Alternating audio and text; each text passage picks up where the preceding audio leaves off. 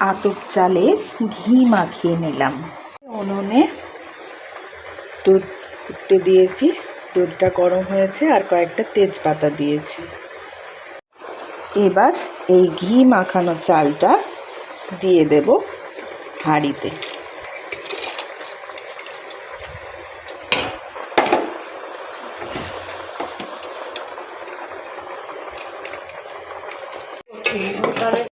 পায়েসটা একটু নাড়িয়ে দিচ্ছি।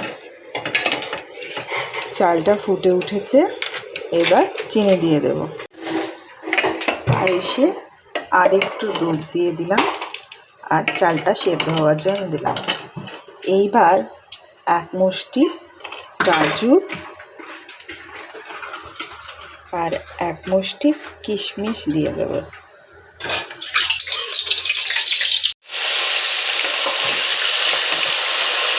এই যে চিনি গুঁড়ো করে রেখেছি, এটা এবার পায়েসের মধ্যে দিয়ে দেব।